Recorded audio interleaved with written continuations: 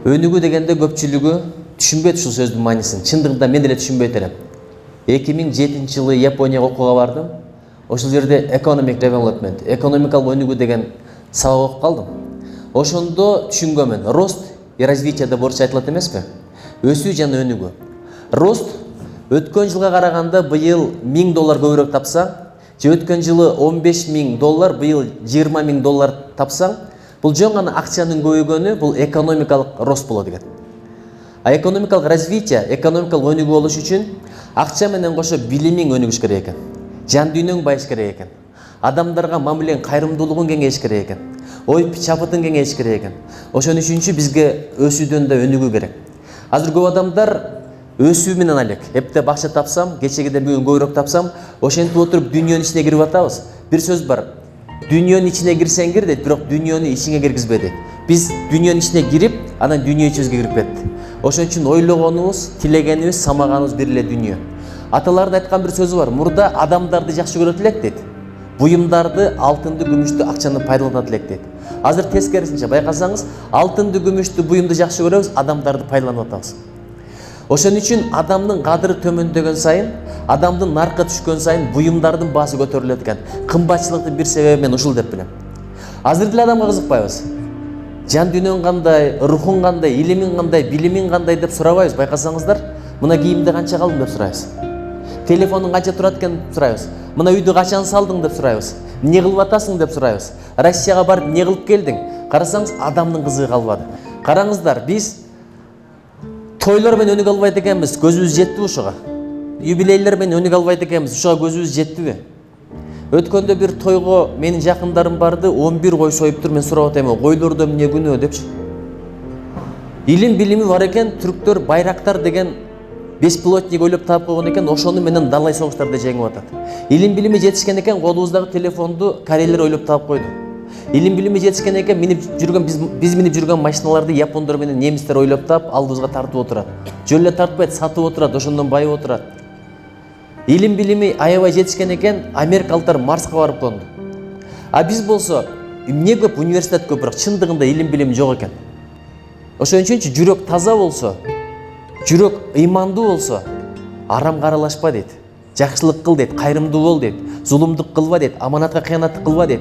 Бирок жүрөк катуу болсо, жүрөк арам менен канга толтура турган болсо, анда уурда тала, тоно, билгениңди кыл, сатып ал дагы тияка барып туруп, аманатка кыянат кыл деп айтат экен. Арам тамак ичип жеп ажырайт десем акылың деп атат. Бир чака сууга баланын бир тамчы зарасын кошуп койсоң, ошол чака суунун бардыгы арам болот. Кыйналып, жер иштетип, соода кылып, күндүр түндүр ысык суукта мигрант болуп акчаңды таап атасың, ошолордун 2000-ин 1000-ин коштуң, бүт бардыгы арам, анан кийин балдарың жеп атат, ичип атат, ошондо мерез, ташбоор, кайрымсыз балдар чыгып атат. Жокчулуктун балдары эмне үчүн Кыргызстанды өнүктүрдү? Токчулуктун балдары эмнеге Кыргызстанды жок кылып атат? Ойлонбойлубу? Ошон үчүн мекендештерим, бул аманат, ушул добуш берүү укугуна жетели деп ыйлап жүргөндөр канча, сыздап жүргөндөр канча, согушуп жүргөндөр канча. Жараткан бизге мамлекетибизди берди, туубузду берди, гимнибизди берди. Эми өзүңөрдүн тагдырыңарды өзүңөр чечкиле, татыктуу адамдарды тандагыла деп добуш берүү укугун берип койсо, ошону сатып атабыз. Мындан өткөн кыянатчылык жок. Кой бакканга койчу тандап атасың, чабан тандап атасың. Бул ушундай эле нерсе. Бирок карышкыр келип сага ме деп бир килограмм эт берип атат, карышкырга койдорду каратып койдуң. Кудум ошондой акыбал, сенин бюджетиң менен болот, сенин рызкың менен болот. Анан жаман кылсаң өзүңө, жакшы кылсаң ойдуңө, өйдө карап түкүрсөң кайра түшөт көзүңө, эртең бүрсүңүнө арман айтпайлы. Азыр мурда легендардуу депутаттардан баштадык эле. Азыркы депутаттардын аты кандай? Ошол атты айтпай эле коелучу. Бирок аларды шайлаган бизбиз. Анан дагы бир балекет, шайлоого өмүрүмдө барбаганмын деп мактангандар көп. Шайлоого барбайм деп мактангандар бар экен. Бул деген сөз өзүңдүн өлкөм өзүмө баары бир деген сөз. Ким достон коркот, ким душмандан коркот? Мына суроо. Достон коркуш керекпи же душмандан? Айтыңыздарчы. Кээ бирлери достон дейт, кээ бирлери душмандан дейт. Бирок мен айтат элем, душмандан да коркпо, достон да коркпо. Досуң ашып барса сатып кетет, душманың ашып барса атып кетет. Кош көңүлдөрдөн корк, ошолор бар үчүн аткандар бар, саткандар бар. Мага баары бир деп шайлоого барбагандардын айынан уурлар келип атат, коррупционерлер келип атат. Биринчиси билим, бул өзүнчө. Андан кийин эң башкысы банктарга, ломбардтарга, сүткөрлөргө элибизди тонотпойлу. Азыр кредиттен өзү асылгандар канча, үйүнөн ажырап калган жесирлер канча. Ушул биринчи тонотпойлу, колду мынтип койсоңуздар бардыңыздар. Биринчиси бардык уйку ашылып айтылат, эстеп калыңыздар.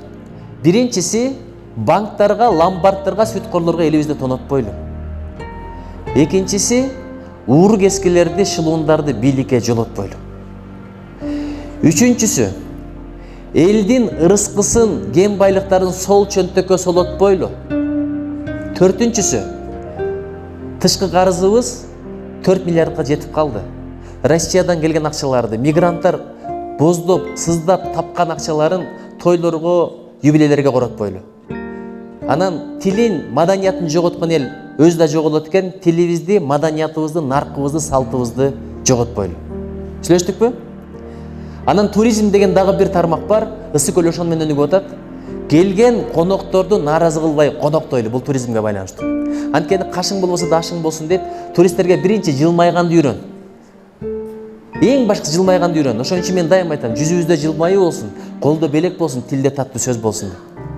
Ошон үчүн бизге ыймандуу саясат керек, ыймандуу экономика керек. Ыймандуу экономика болсо, сүткорлор процентке акча берип, элди кредитке батырып туруп, мынчалык адамдардын жүрөгүн оорутпайт эле. Бизге азыр ыймандуу экономика керек. Бизге ыймандуу билим керек. Кара, илим билимдүү болуп туруп, ыймандуу болбосо, эң акмак ууру, эң бети жок коррупционер ошо болот экен. Анткени жөнөкөй билимсиз ууру болсо тогуңду урдайт, коюңду урдайт. А тигилер болсо акылын иштетип туруп, ушундай схемаларды кылып коет экен, таба албай жүрө берет экенсиң, миллиарддаган акчалар кете берет экен. Ошон үчүн адам ыйманы болбосо баары бекер экен. Дарак деле тамыры болбосо чирип калат. Тамыр көзгө көрүнбөйт. Адамдын да ыйманы көзгө көрүнбөйт, бирок ыйманы болбосо адам кепиндеги айван, шайтан, адам кепиндеги жырткыч чыгат экен. Ошон үчүн биз ыймандуу саясат үчүн, ыймандуу билим үчүн, ыймандуу келечек үчүн балдарга ыйман тилейли. Ошон үчүн Кудайым колдосун, коргосун, жолдосун. Бир адам 100 адамды жалгыз кубалап алыптыр. Жалгыз 100 адамды кубалап келатат. Элестетип көрсөң, алдынан бирөө чыгып айтыптыр: "Эй келесо, силер 100 экенсиңер. Бул жалгыз экен. Неге качып баратасыңар? Токтоп, биригип төпөштөп койбойсуңар" десе, биз каяктан билели кимибизди кубалап келаткан деп коет дейт. Эгерде ынтымак болбосок, бизде ошондой кылат. Ошон үчүн Азиянын арсланы ойгонду деп идеологияны бекер айткан жокмун.